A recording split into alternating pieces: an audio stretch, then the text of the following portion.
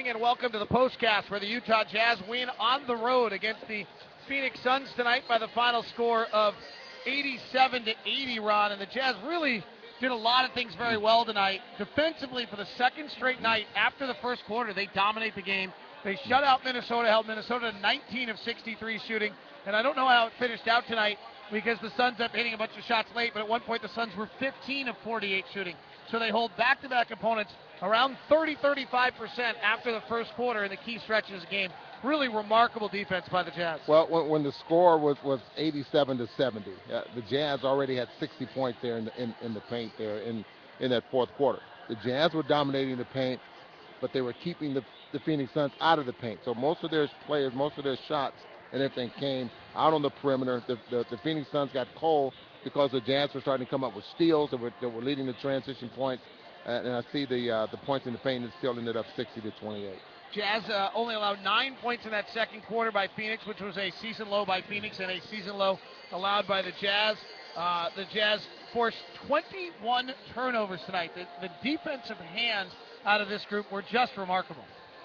What I love seeing there, David, is that, and I talked to Coach Corbin before the ball game about how the offense transitioned into some good defense. And sometimes that happens like that. I thought it kind of happened like that against Minnesota. I thought it kind of happened like that again tonight. You start to score in transition and things like that, and all of a sudden the defense gets better on the other end of the floor.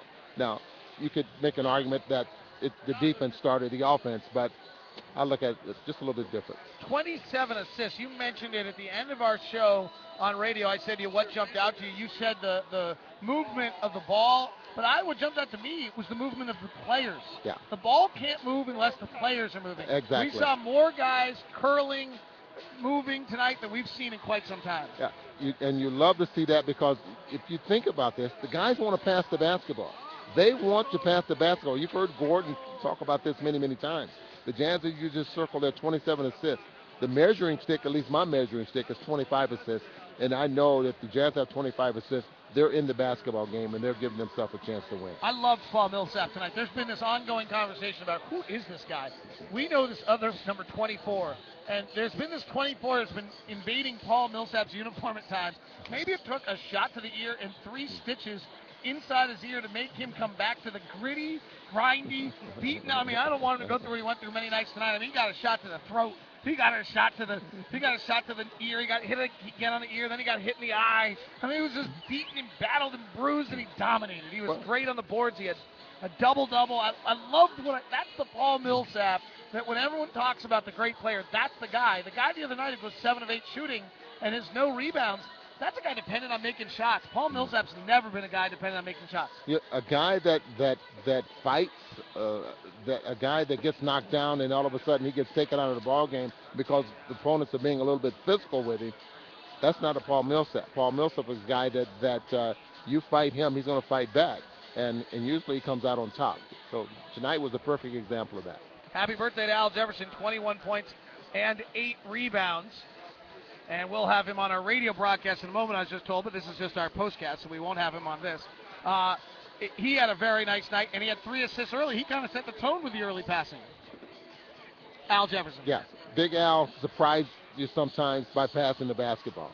But again, if you start to move without the ball, and I know when it gets to him, it stops, and he doesn't, look for cutters sometimes. But if you continue to cut, and get yourself open, I think he'll start to give you the basketball. I would argue, if I was to defend Al Jefferson, more often than not, when he plays black hole basketball, it's because no one around him is moving. Yeah. If guys are moving, he has become a willing passer. Now, do some guys not move because they don't think they're going to get it? I think that's the big thing there, yes. That might be fair. The story of the night, Jazz defense. The story of the night, the Jazz ball movement. They get all-around performances. Favors plays 30 minutes, but the guy I got to spotlight, one guy, is Alec Burks, played the point guard tonight. You look at his box score tonight, 2 of 7, 4 points, 3 assists, 2 rebounds. It doesn't jump out at you, but I thought this was the best I've seen Alec Burks play. You look at those numbers, and if you throw them out the window and just think about how he played, then you think more about his floor game and what he was doing out there on the floor, defense, getting in position, the one pass that leads to another pass that's an assist, that type of thing. And I think when we start to look at a player's performance out there on the floor, you start, okay, he had an assist here. But the key pass that was made in getting that assist may have been Alex Burks' pass to you, to someone else, that type of thing. So you have to look a little bit different and deeper into what was actually done. Burks and Hayward are both movers. They both Yes, move on the floor. absolutely. Jazz win it in Phoenix. We'll talk to you from Denver tomorrow. This has been Postcast.